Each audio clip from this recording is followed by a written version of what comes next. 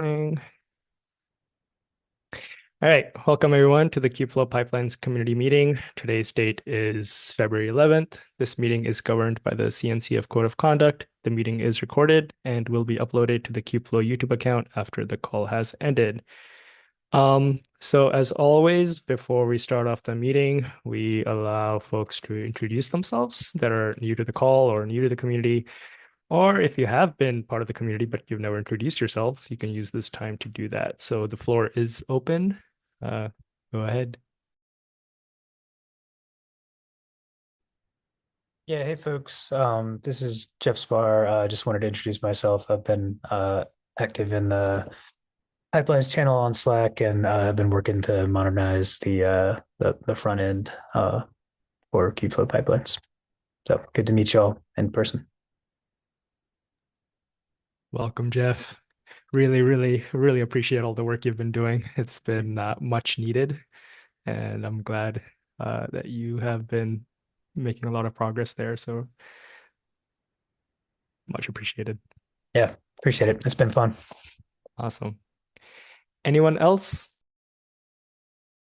Was gonna say that's not how I would describe the work you're doing, but I'm glad you think it's fun. You're the right person for the job then.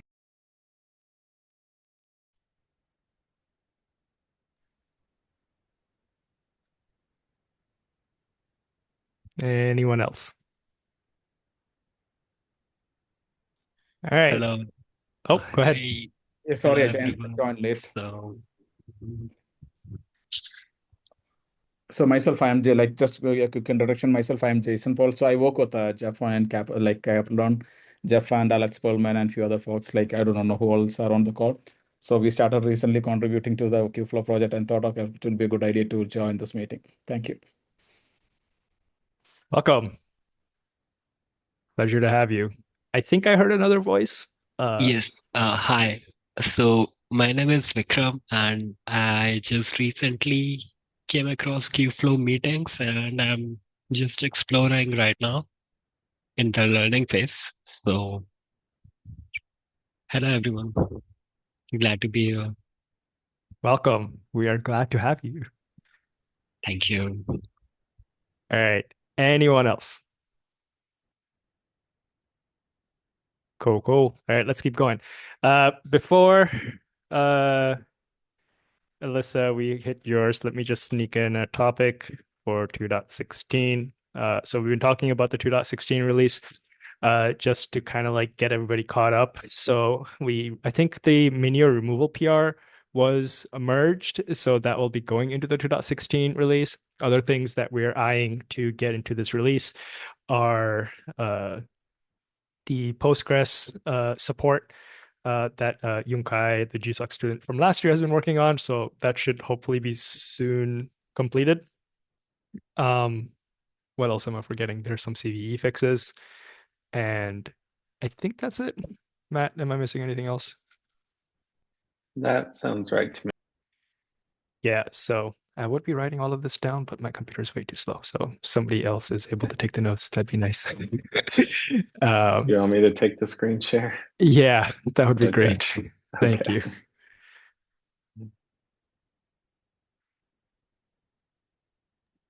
Humair, as someone who hasn't been part of this process before, when y'all do a release, are you just doing that from main and then uh, No.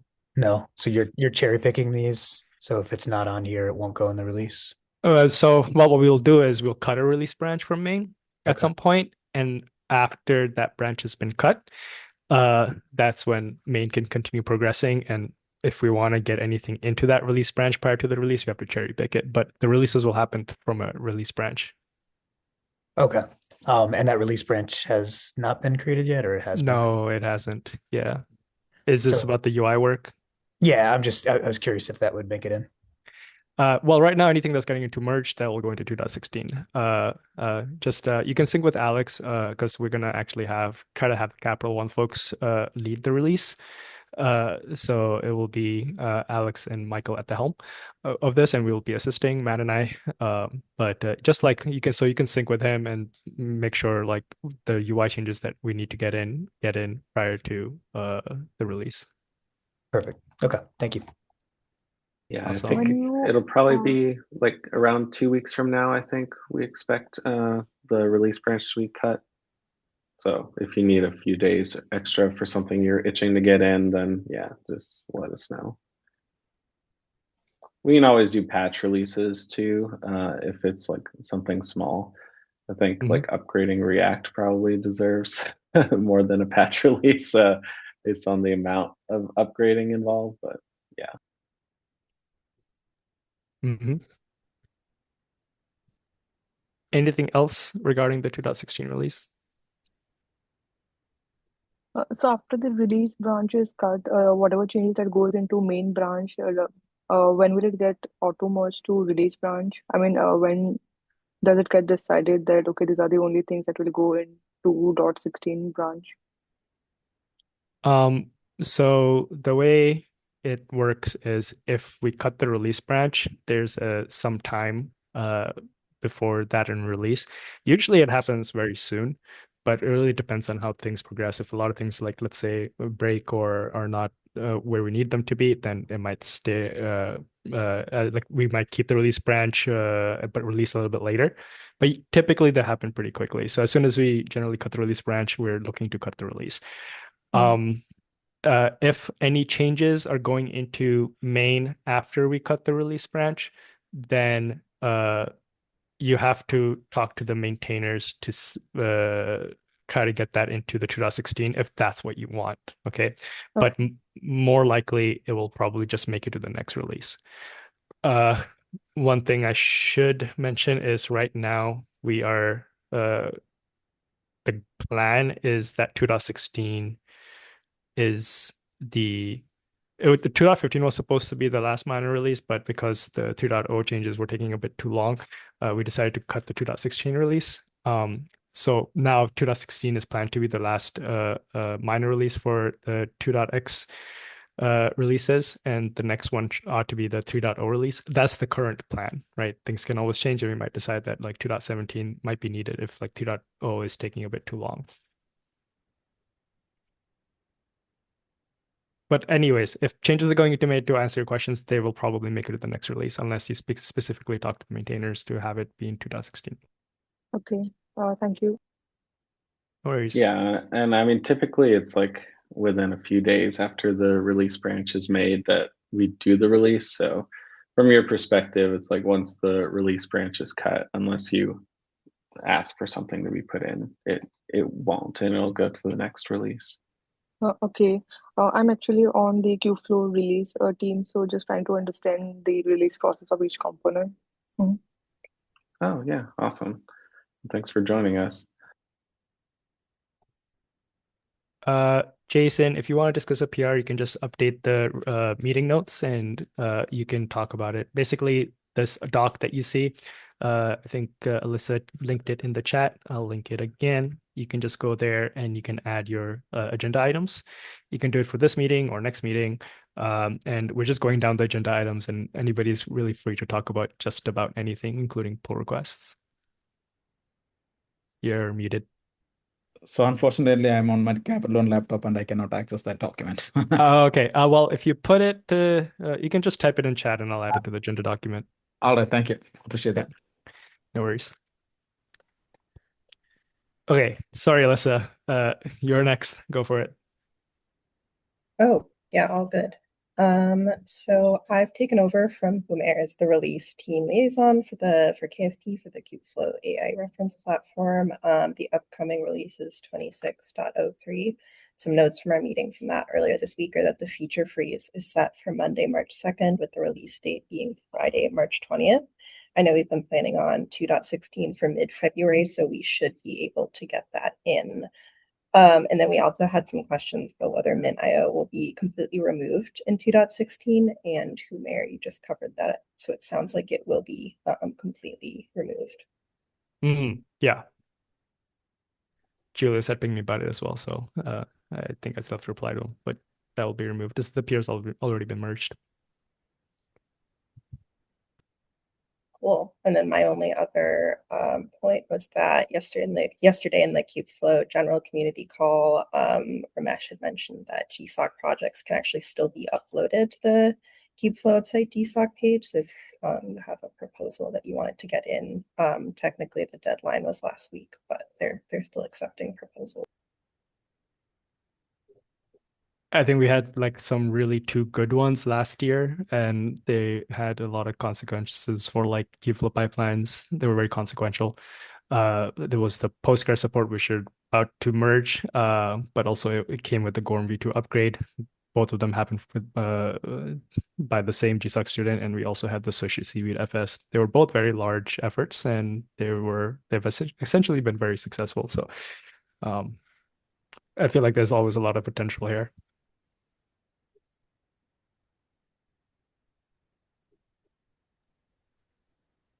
Anything else to add regarding GSOC? Hey Julius, hey Amir, I have a quick question. 1 minute. I will discuss with Julius about Kubeflow to Kubeflow system namespace migration plan before GShock for Helm. After there many efforts are maintenance efforts are less for any this time to change namespace Kubeflow to Kubeflow system for CNCF standardized work. This is changing the namespace of like where Kubeflow to Kubeflow. because already Uh, they start with int trainer project Kubeflow system. yeah, there's a couple of places where Kubeflow has been hard coded in KFP. I don't like that.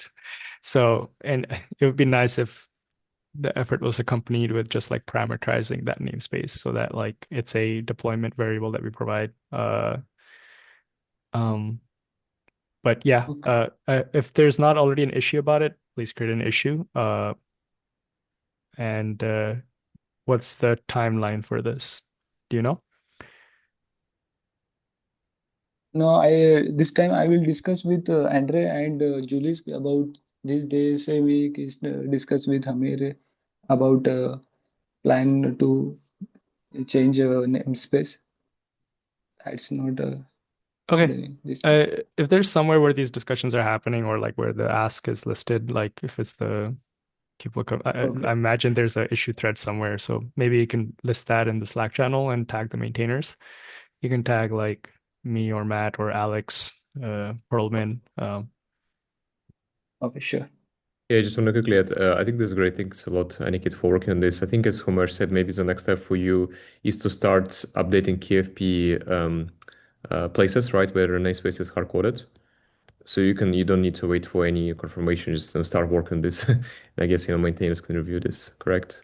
You can parameterize it like so that everywhere where we're mentioning it, it's a configuration value that we pass in, and then we Yep. can keep it Kubeflow for now. And when we need to change it, you can change it to Kubeflow system.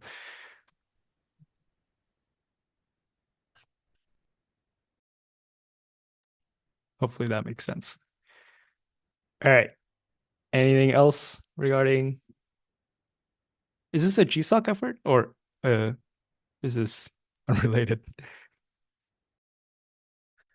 I think I created this a couple of years ago. Uh, Yeah, and I mean, definitely need to have some time work on this. So, okay. Sounds good. All right. Next topic, Jeffrey. Hi, good morning. Good afternoon. So recently I tested the multi-architecture container image workflow on my account. And currently is finally figure out how to run with OCI 2 virtual machine. The only two Docker file currently is not support on 64. So I adding extra parameter on those sorry, on the image build master YAML file and using that one to tell those two Docker file only build on MD64. And this is one thing progress happening last night. I haven't checked in yet, so but later I'll probably go through the process to create a PR to make sure everything goes well. The one thing probably need the maintainer give me instruction whether I should create a new way to share the private key to GitHub, or I can just use in the pre-share key between two virtual machines. So that building process will work.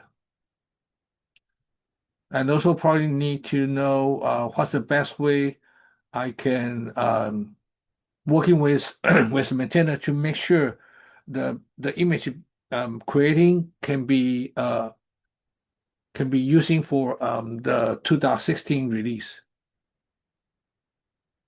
That's my part. Any question? I would say for your first point, if these two images are giving you a lot of issues, so KFP metadata writer and I don't know what this is, but I think this also they're both going to be dropped in not in 2.16, but soon, in at least the next major release. I don't feel that strongly that we have to have ARM support for these images unless somebody feels otherwise. Matt, what do you think? Yo, don't mind if I Yeah, jump in go here? ahead. Oh, go ahead. Sorry, I was only halfway paying attention and then I realized, oh, I know something about this. The KFP inverse proxy agent is only used for the old like GCP marketplace style deployment, Mhm.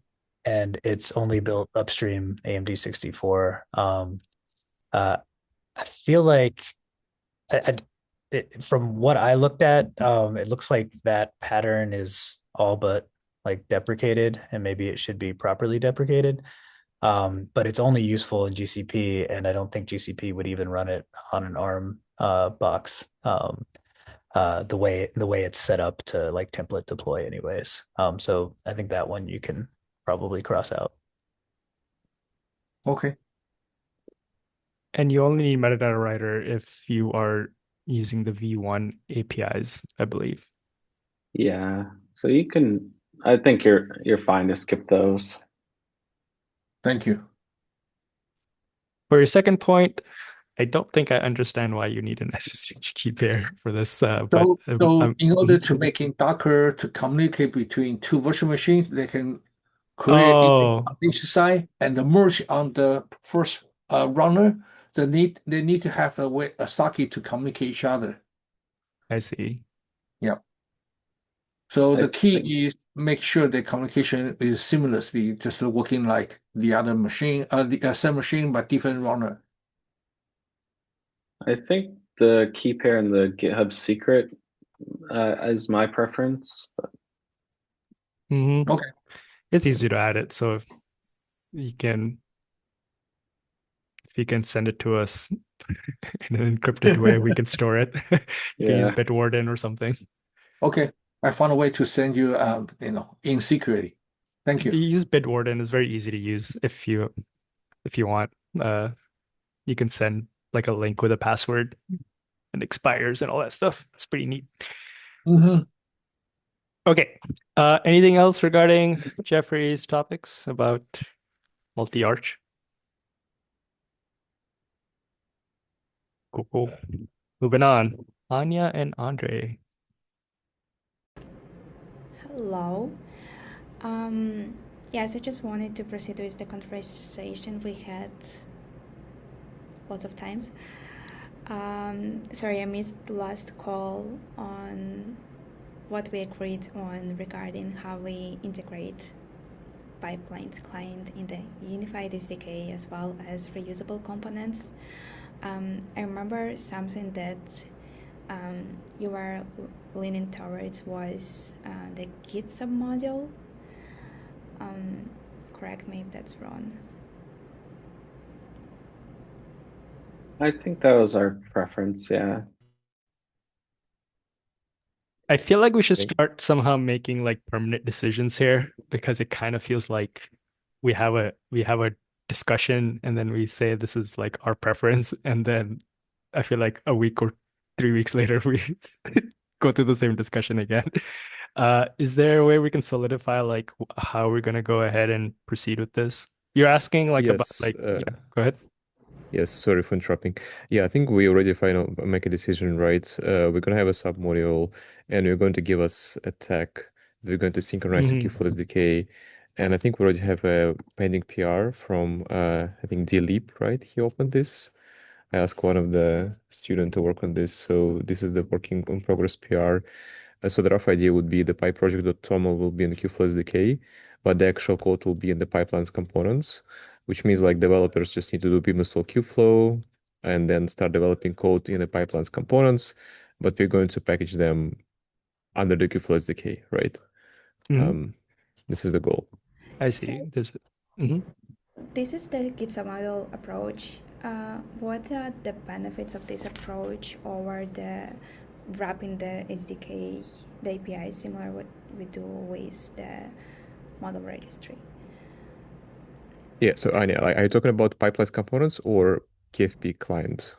KP client, you're probably talking about pipelines. Yeah, so let's separate these 2 points, right? So Yeah. we agree on the pipelines components first, which means we don't need to wrap a client, right? We just need to have a Git submodule in the Kubeflow SDK.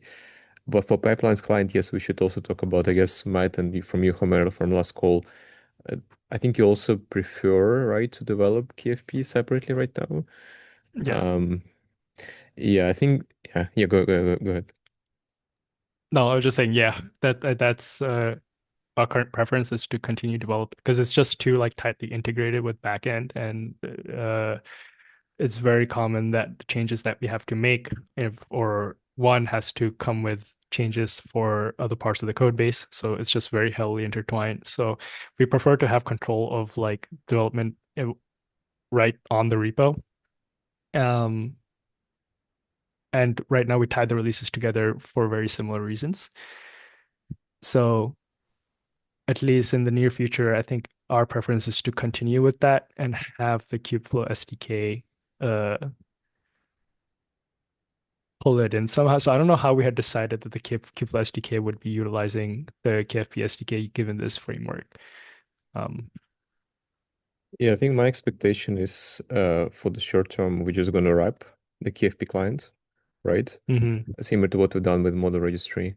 And this is, I think, the work that Anila, maybe your team can do right now without waiting for any, confirmation from KFP side. And the next step, we should talk about, what's next, right? Like how we planning to have unified clients to submit pipelines, right? Matt, there was a concern around the version of the server. Is How this did we? asking about is this asking about including the Kubeflow SDK directly in the pipeline, like at runtime, or? Oh no, this is Kubeflow SDK including KFP, right? Yeah. Yeah, I think we had kind of decided that the Kubeflow SDK would target like a specific Kubeflow platform release, or at least indicate which versions it supported. And I think for us, like we take backwards compatibility like very seriously, so it's probably not that big of a deal if they're not completely aligned. But it'd be at least nice to know like the features that are available in the KFP that have deployed are the ones reflected in the SDK that is being wrapped by the Kubeflow SDK. Yeah, I think I just want to say we do have, I don't know if you guys been following, but remember like a couple of months ago, we have a discussion with pipelines in pipeline Slack to verify the backend is available, right? Yeah. Like, yeah, like the goal is to create a public config map, which can be exposed to version. And before actually users, start use pipeline Slack, we're going to verify, this version compatibility, right? I understand that like all the changes in KFP client, they're backward compatible, which means like we don't have a big deal for users to not update, right, the version. But for any breaking changes, we can think about this version compatibility check, right, before user create the pipelines client. If that makes sense. Yeah, I agree. It's not a big deal if there's that version misalignment. I just think it's a nice experience to be like, I have Kubeflow deployed in my organization of this version, so I install the SDK that matches that version, and then whatever functionality I see in the SDK is available to me on my deployment. Yeah. That's what I'm trying to get at is all. I think, yeah. I just want to add, like, it is in our plans to make it so that we pin the KFP version that is deployed with KFP, so that it's not mapped to the that the pipeline was generated with. And I think this solves that problem, right, Matt? Partially, but it's more like, for instance, like if I'm compiling a pipeline with the latest KFP SDK, it might be using a new feature that's not available on my Yeah, but deployed KFP. But so it'd be nice to like have just one version for the client, the user to look at. It's like, yeah, I think that in general it would be good practice if we can so I don't know this config map solution. I don't remember hearing it, but I think that is this logged somewhere or what we discussed, Andre? I don't know if you have an issue about it. Yes. Yeah. So initially, I mean, I would distinguish Kubeflow manifest releases from all this discussion because the goal of Kubeflow SDK is to allow your customers to use this client without installing all the tools, right? Which means like for users who maybe just use pipelines, I would imagine they don't need entire manifest, right? Like similar to like we have customers who just use trainer in production and they don't use, KFP and they still can use the Kubeflow SDK to interact with the trainer API. Which means like we do have this flexibility, right? But the version compatibility, I think we can align on like how, I mean, first of all, um, like how we want to make sure the clients, the version of control plane is compatible with the clients. So this is something we need to talk about if there are some differences in the pipelines control plane, right? Compared to trainer control plane, for example. Yeah, but I think our first so the first change we've done, we just check if the control plane is installed. And if it is not installed, we just give warning to user, right? Because we don't really know how to make sure, like what about minor version, major version, how to make those compatible, right? So this we should talk about at some point. And let me link an issue for you to take a look. Yeah, and I think like my suggestion is more of a documentation and testing effort. It's just like I know I have this version installed. Like ideally in the Kubeflow dashboard, you would have a way to like download the Kubeflow SDK and there's like instructions to pip install a particular version. Like that's the ideal experience in my mind, at least. Yeah, that's how like OpenShift also does it. It has its CLI, and if you want to download it, like you can from the exact console, you can download the version you need. I like that experience. It'd be nice if the Kubeflow SDK would do something similar. So that's more what I'm trying. It's like to help the user pick the right version based on what their company has deployed. That's all. Yeah. I think one of the things, I mean, I want to have ideally for users, Kubeflow users, if they want to use KFP, they just do Helm install KFP and they start using Kubeflow SDK right out of the box, right? So if they want to have additional component, they do Helm install trainer, they have a trainer being deployed, right? We don't have this experience right now, unfortunately. So I hope, I mean, we're going to work this in parallel, right? We have a single command to install KFP and start working with KFP, right? Yep. Matt, if we were to package the KFP SDK, like if we pinned it to the server, then the problem of like, okay, you have a feature that's not available, and if your SDK is ahead and you have a feature that's not available, that's a problem that exists for KFP itself in a standalone if you're just using the SDK separately, not talking about Kubeflow.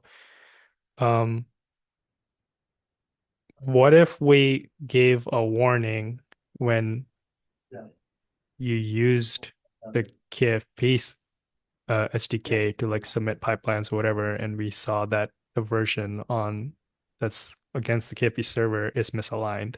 Yeah, maybe I can take it for this one. But it's not a bad yeah. like So, it's I think we should do it. Yeah, go ahead.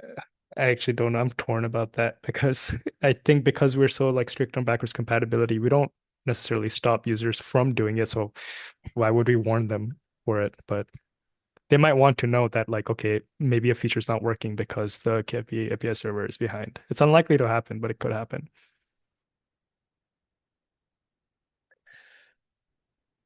Yeah, and maybe I'm overthinking it, and maybe we just see what happens. Like if we encounter some issue about not being strict or documenting these compatibilities, then we like reassess.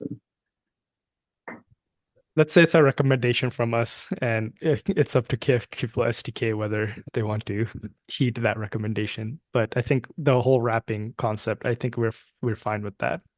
Yes. Okay. Just small point from my side in the version. I think I agree with. I mean, I think I agree with you, Homer, in terms of adding the warning that a version is incompatible, because I would imagine like if you have a legacy client and you want to use a new feature of KFP or new feature of train job, doesn't matter, right? You cannot use it because your control plane is not aligned, right? So from my understanding right now, KFP doesn't solve this problem upstream at all, right? Users will get this warning, right? Sorry, we'll just get an error, right? Not the warning when they start to use new feature.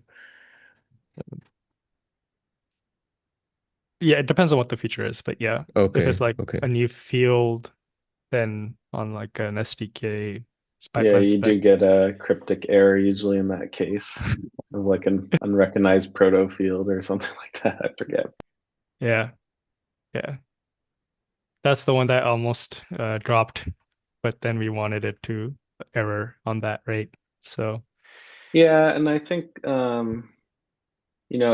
if the Kubeflow SDK is wrapping the KFP SDK, maybe at least like have a nice command in the Kubeflow SDK that allows you to list the versions of all the SDKs that it wraps.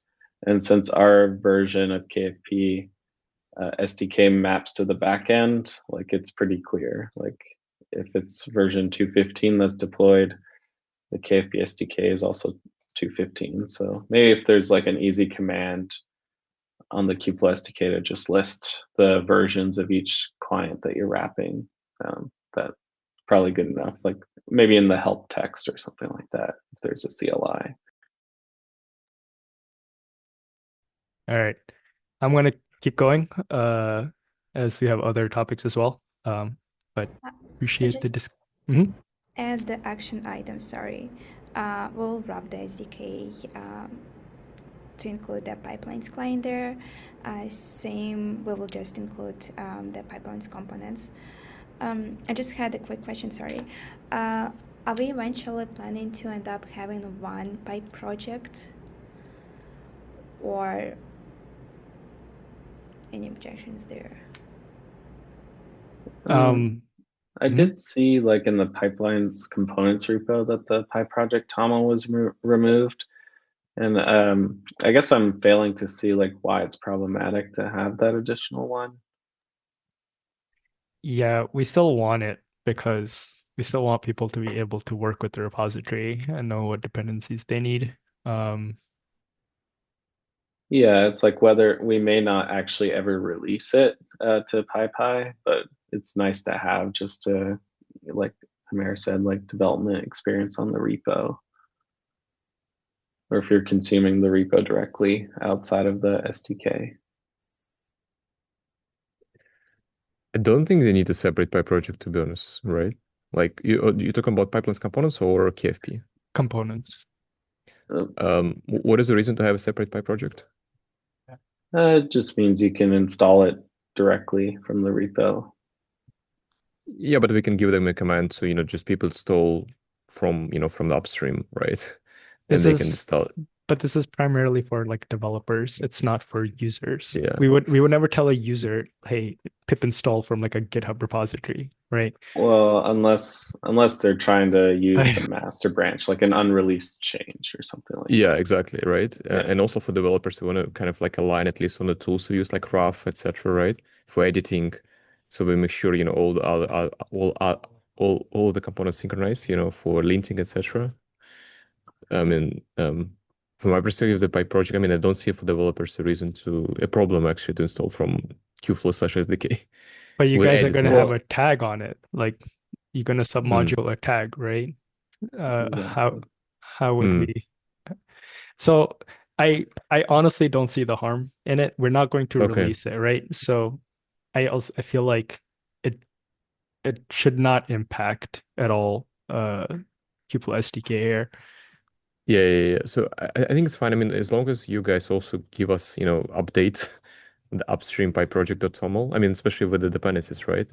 You're going to That's introduce. actually probably beneficial for like we can have CI in the Kubeflow SDK that Okay. ensures that like, oh, that because then we would have to manage it in a repository. Do you see what I'm saying? Like, oh, you add something that's a dependency to Kubeflow components, but the Hive project, you have to go now and update it there, right? That becomes a little harder to. The better flow, in my opinion, is while you're updating it in this repo, add the dependency that is now a dependency, and you have a CI in Kubeflow SDK that will look at this. Okay, or do we have these dependencies in our root pipe project?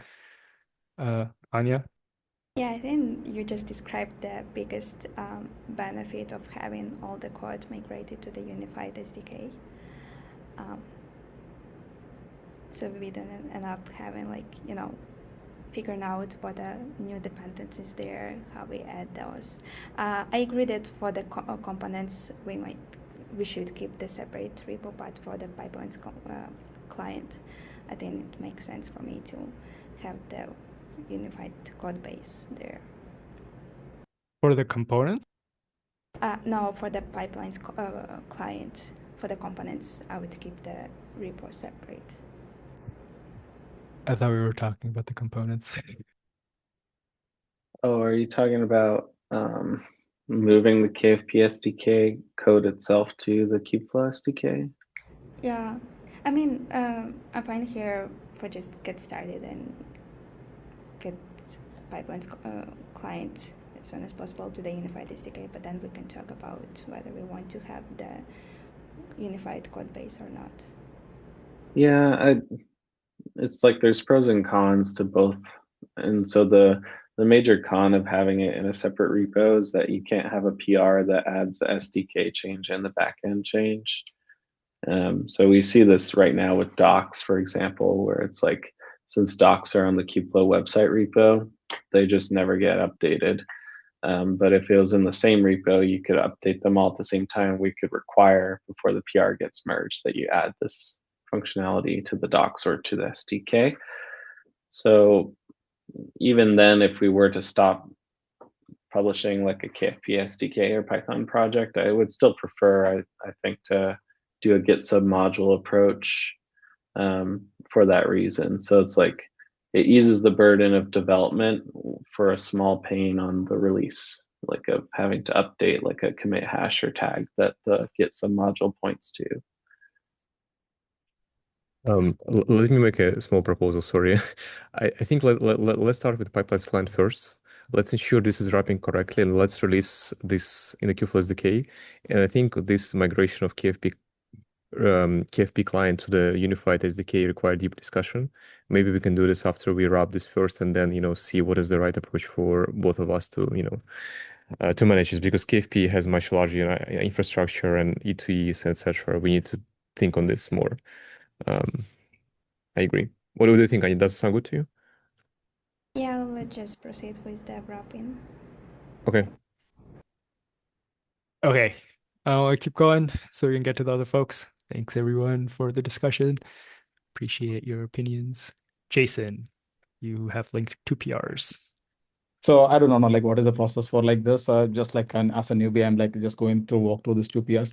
So basically, I have created two PRs. One is for like what you say, like enforcing like the port security, like port security conducts and like container security conducts within like some of the Kubeflow components and like the deployments.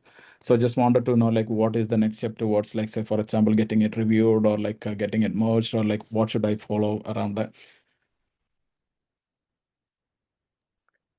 Yeah, so I mean, it's great that you're bringing this to our attention. I have you already linked this in Slack? We basically need to now get folks to review it.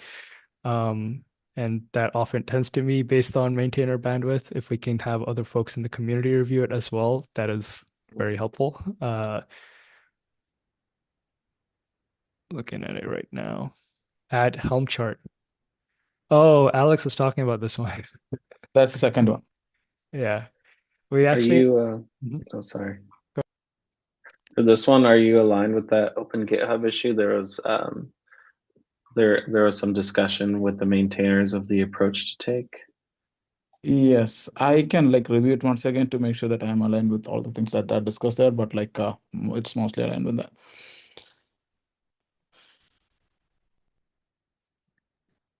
And there are some more changes that I am planning to raise, like probably as like a second PR that would like make sure that all the like say for example, right, like the Kubeflow components that can be run as non-privileged, right? I'm planning to raise a second PR that will make sure like okay the Docker like the Docker images that are created as like runs as non-privileged and those kind of things, right? I'm planning to raise a like a follow-up PR on that as well.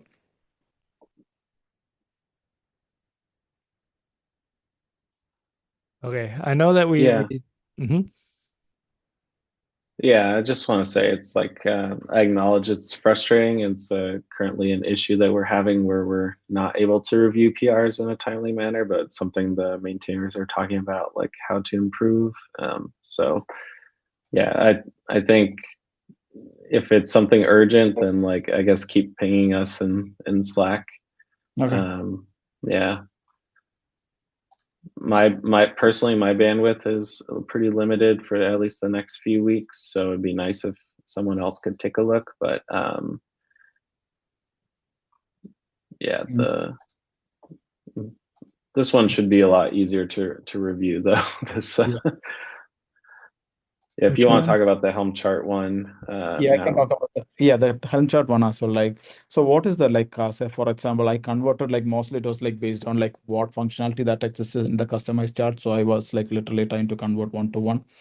And like, what is the process? Say for example, like in case if this has to be get like tested or like the like CI/CD process like takes care of like deploying the like what you say chart and those kind of things, right? How do we like may like get these things in like probably rolling? Yeah, Andre, you had mentioned I think there was like a broader effort for like converting our manifest to Helm charts. Did I understand that correctly? Yeah, I mean, I know Julius also kind of like have some updates here. Again, my North Star vision is we do have Helm install Kubeflow pipelines, and Kubeflow pipelines is working fine in production cluster. This is experience we've done for trainer. It was great. You know, we already have some adoptions in that for enterprises, and I don't see any reason to not do so for KFP. I guess there are some, work going on Kubeflow manifest, but I don't, again, want block to you, Jason, to work on the, Helm charts for Kubeflow pipelines if you want to do so, right? Because we should have, the Helm charts for KFP standalone to be deployed in a in the right way, right, with multi-tenancy, etc. So one thing that I don't want is to now have a crap ton of cube customized manifests and then also have Helm charts. I would want one thing. My preference is to have Helm charts. I I think that the PR that adds Helm charts should be removing the customized manifests and should be ensuring that. So right now we have a lot of customized manifests that Matt is showing right now. I don't think we need all of these. I think we can get rid of a couple of them. Like I don't. I think we just probably need the multi-user and standalone. So the agnostic one. and we can talk about what other ones to include. But the customized manifest, I would expect those to go away. We can keep them if they're generated using the Helm charts and there's CI to validate that. But what I want is one single source of truth for the manifests, if that makes sense, right? I think it would be pretty easy to review such a Helm chart, well, to at least make sure that it's maintaining parity with the manifests that we do have, because we can just compare them, right? The final render. Homer, like I have a question around that. Mm. Is it possible to do you want me to how what is a step-by-step approach, like basically like cleaning up some of the what you say manifests from customized that are not being used, and then probably comparing apples to apples between the customized charts and then the Helm chart, Helm peer that I have raised? Yeah, we can talk about it. That's my high level view, is that we first list out which ones we don't need so we can remove those and find out if they're absolutely needed. And which ones, and then how do we want because Andres saying there's like a war. I'm guessing there's some controversy around which method to use. So not to rock the boat, I think we can keep, because the Kubeflow manifests for pipelines come from the manifests that we store in the Kubeflow pipelines repository. That's my understanding. So maybe we keep those but have them be generated via the Helm charts. Does that make sense? As long as those are not disturbed, then I think we're not gonna get caught up in that discussion. We can just have Helm charts be the source of truth, and for platform we can generate them and put them in some location and say, hey, when you're doing a Kubeflow platform release or manifest release, you can get them from here. Yeah. And then we can update our docs to say, if you're deploying Kubeflow standalone, just use the Helm charts. Okay. And here's the values file, and this is how you can, maybe we can provide different types of configuration if you want to, I don't know, use Postgres or something. Okay. I think probably Michael has posted a comment. I think that makes sense. If you all can put all your what is recommendations or concerns there in the PR or in the Git issue, right? Then we can go from there. Yeah, I just wanted to add, I don't think we need to remove any of these environments here. I thought there was way more than there are actually here. So maybe just the easiest thing is Mayor said, is have the Helm chart be the source of truth, and then have CI that generates these manifests essentially, and that we have CI that validates it. So we just commit the manifest to the repo for now, but it's just the source that generates them is the Helm chart. That would be my preference, and we can then move from there. We can choose to remove the manifest later on, but unless there's any in particular that are glaring that we should remove, Mayor. GCP, and if you go back, maybe I see there's some charts. Can you go back? Where am I seeing this? Manifest. I don't know what the GCP marketplace, maybe that's what Jeff was talking about earlier. Yeah, that's the one I was talking about. We can maybe remove that too. So that's under, if you go to manifests folder, just so that we don't get these mixed up, I see charts here. Let's just delete this directory entirely. But that doesn't have to be, I guess, part of this cleanup. I might be blowing scope. We can. What's user legacy and emissary? Oh, emissary is probably like an Argo. Oh, this is very minimal.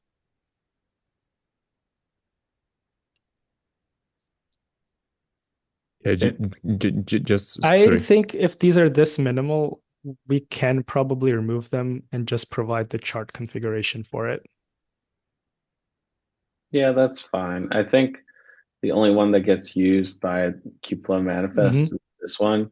So as long as we have the equivalent values.yaml files to use for these, and we just render this one and maybe the standalone one. Yeah. Actually, sorry, it's actually this one here that gets used. But yeah, so maybe we do the cert manager multi-user standalone one. and then we provide values.yaml documentation for the rest. I think I like that a lot more. I just feel like it's too annoying to use the manifest the way it is. Yeah, Matt, like, do you mind putting all this in the like issue like comments so that I can like start looking into that? That's okay with you? Jason, also the call is recorded. It gets uploaded to YouTube as well. So if you want to also revisit the discussion, you can. Okay. Andre? I just want to quickly say, I think, I mean, removing customized manifest was a discussion in Spark Operator, and actually some folks from Red Hat chime in to say we kind of rely on the customized manifest. So I think you need to identify if you have any KFP users who are using this, customized manifest upstream in production before removing them from the upstream. I think so. I don't. Think it's an issue of like we don't maintain compatibility on manifest as a rule, I think, right? But I get your point though. I think like it should come with ample amount of notice and to the user, like in the form of release notes, and also like they should be able to continue to do what they used to do if they were to able to deploy using like this configuration. They should still be able to do that. So we should provide documentation saying that if you used to deploy from this manifest, then just use this values file, this configuration, and you get the same result. I think that's fine. If we find out that like if you find out that users are using these, right? I mean, we don't have to. We can just say that same ability to deploy these exact configurations exist today. Here are the configs.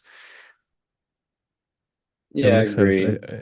Yeah, I think I also want to say I agree with you in terms of not migrating all those legacy installations. Take one, maybe multi-user, like whatever, like, how KFP can be deployed for enterprises, and I build Helm charts from it, right?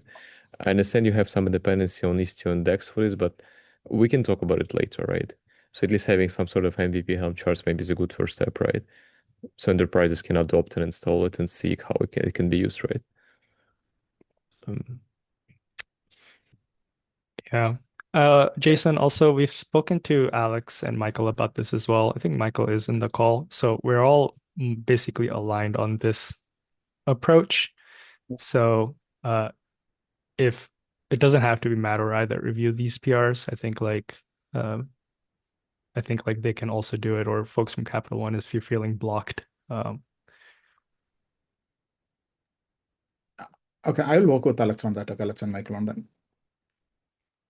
Yeah, I think the strategy here maybe is like, even though we don't really have like support guarantees or backwards compatibility in terms of the manifests, like it's not an API to us. I think it makes sense to maybe remove all of these like after the 2.16 release, because the next release would be 3.0. And so even though like the user it should be like a clean upgrade, like I think we can use that opportunity to just say like, here are some of the manifests that we removed. So maybe just let's wait after the 2.16 release, delete all the ones we don't need anymore from the customized manifests, and then refactor the Helm chart PR to cover those. Yeah, so we're talking like maybe 1 to 2 weeks, Jason. That's when we're planning to cut the 2.16 release. I don't think that stops you from doing the work now if you want to get started and making those changes. But Okay. we might just wait until post-release to merge it. Okay. Yeah. Yeah, and if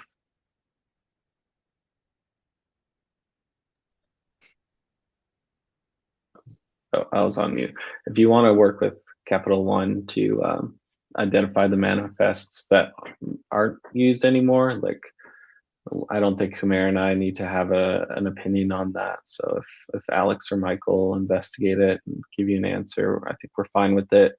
It's really just at least these, and then the Helm chart needs to accommodate some of the variations like pod to pod TLS or the Kubernetes native API for pipeline versions, those sorts of things. Yeah. And I would say that such a chain would warrant documentation as well. Okay. So Yeah. Cool. Okay. We have like 2 minutes left, so I'm gonna go to the next topic. Shri Harsh. I don't know if I'm pronouncing that right. You are next. Yeah. So basically, sorry for the late joining. So I would like to introduce myself in Parima. So myself, Shreyas, and I'm final year computer science student. Just joined in deep diving into Kubeflow architecture and understood very well from the documentations and version one to version one to version two.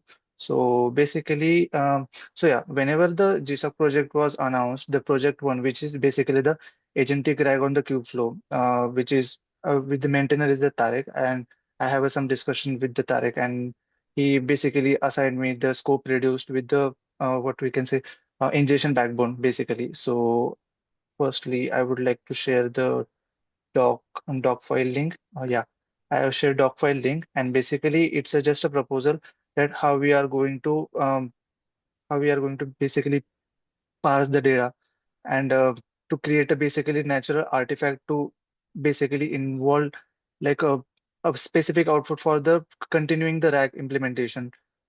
Because currently, okay, is the doc visible to everyone? Yeah, yeah. Yeah, basically.